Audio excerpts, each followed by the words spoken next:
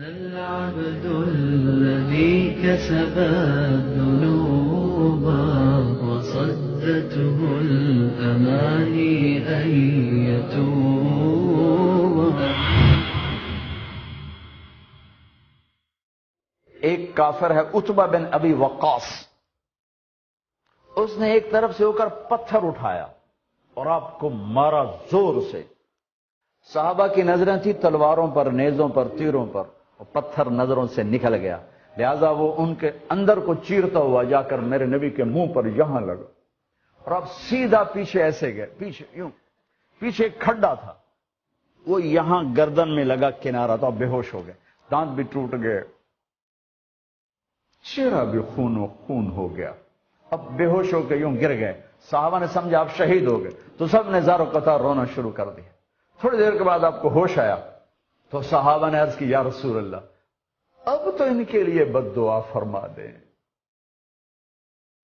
وہ نبیوں میں رحمت لقب پانے والا، مرادیں غریبوں کی برلانے والا، غریبوں کا والی، یتیموں کا مولا.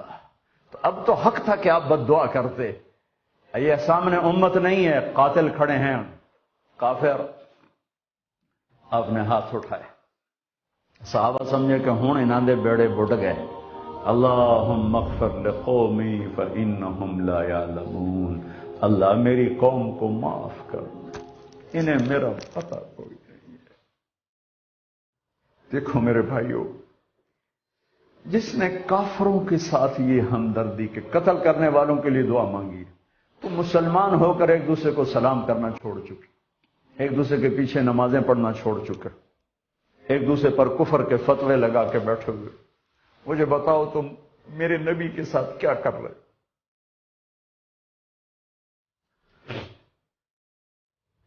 وہ تمہیں فرقوں میں بانٹ کر گئے تھے یا امت بنا کر گئے تھے؟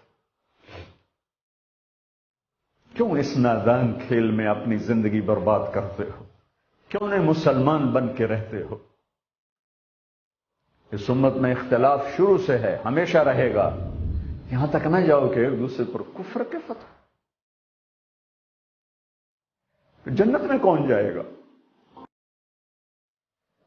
سنیوں نے کہا وہابی کافر، وہابیوں نے کہا سنی کافر، بریلیوں نے کہا دیوبندی کافر، دیوبندیوں نے کہا بریلوی کافر، شیعہ نے کہا سنی کافر، سنی نے کہا شیعہ کافر. جنت میں کون جائے گا؟ کچھ تو بھائیو میرے نبی کی محنت کی قدر کرو. میرے نبی تو غیروں کو اپنا بنانے آئے تھے، ہم نے اپنوں کو غیر بنا دیا. جو نفرت کی آگ وہاں بھڑک رہی ہے یہاں مت بھڑکاؤ.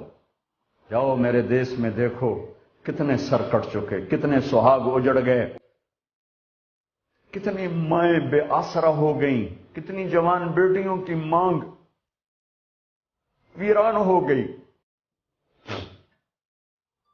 کیا اسی کا نام اسلام ہے؟ اسی کا نام عشق رسول ہے؟ اسے وہ دین کہتے؟ ایک دوسرے کی مسجدوں میں نہیں جاتے ہو، ایک دوسرے کے پیچھے نمازیں نہیں پڑھتے ہو، جنت کے ٹھیکیدار بن گئے ہو.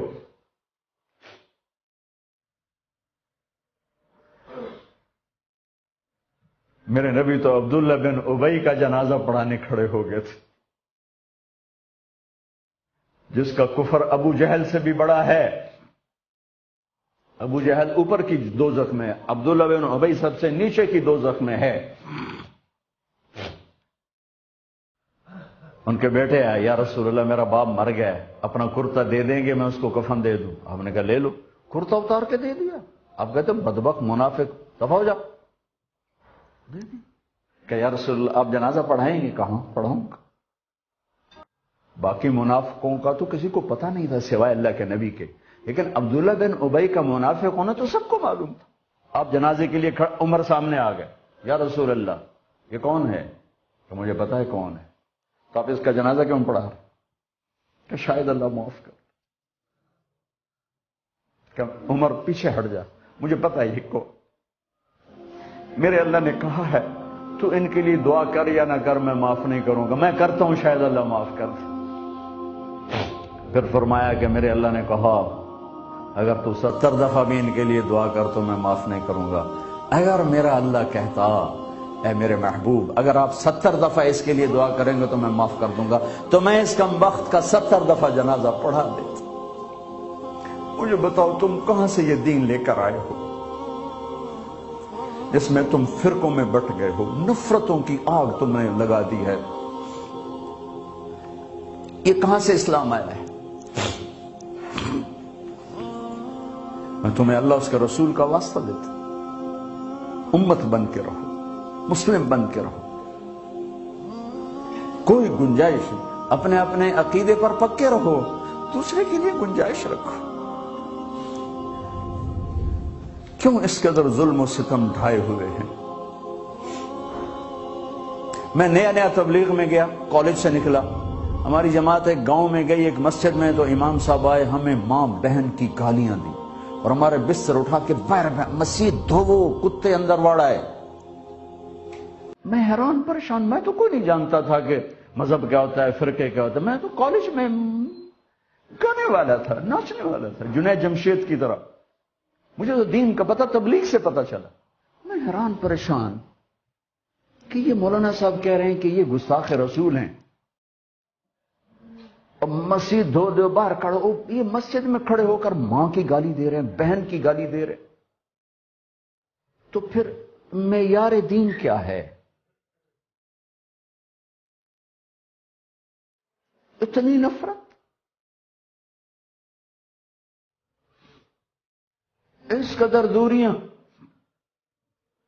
اگر ہم کافر تھے تو ہمیں گلے سے لگاتے، ہمارے نبی کی طرح ہمیں کھانے کھلاتے، ہمیں پانی پلاتے، پھر ہمیں بات سمجھاتے، لیکن ماں بہن کی گالیاں، مسجد میں کھڑے ہو کر، امام مسجد۔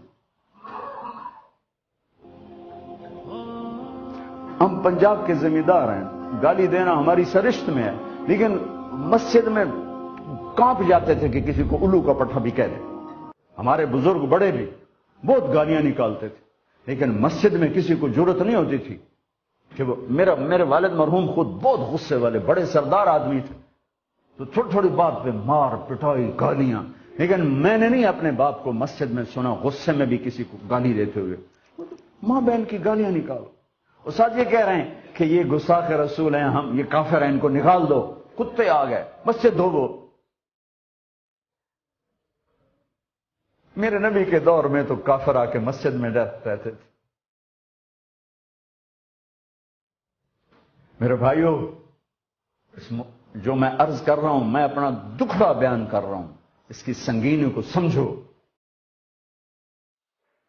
یہ پاؤنڈ ڈالر نہیں بچائیں گے جب ہم آپس میں ٹوٹ جائیں گے۔